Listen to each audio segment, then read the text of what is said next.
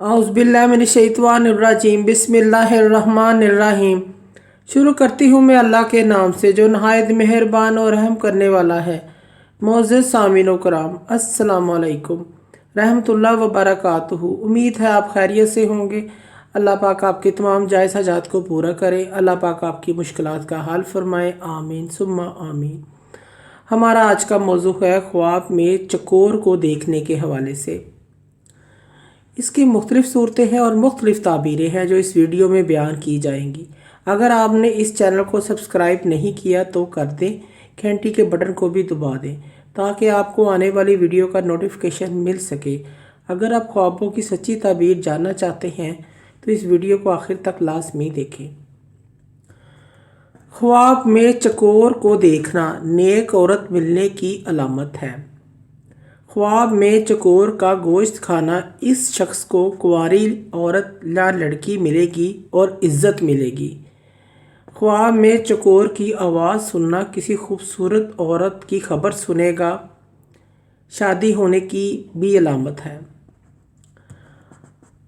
ख्वाब में चकोर मादा देखना ये भी औरत मिलने की अलामत है। ख्वाब में नर चकोर देखना इसकी ताबीर ये है कि ख्वाब देखने वाला शख्स के यहाँ हसीन व जमील बेटा पैदा होगा। ख्वाब में चकोर का घोंसला देखना जितना खूबसूरत घोंसला होगा इस कदर हसीन और जमील औरत से शादी करेगा।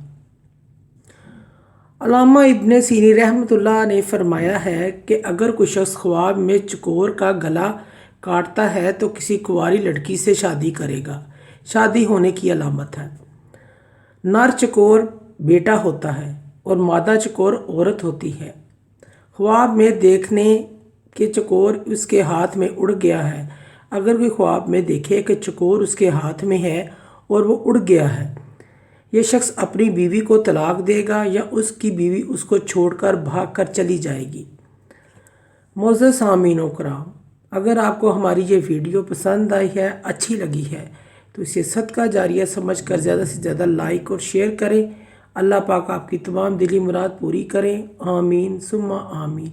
अल्लाह पाक आपके हामी नासिर हों। जज़ाकल्लाह।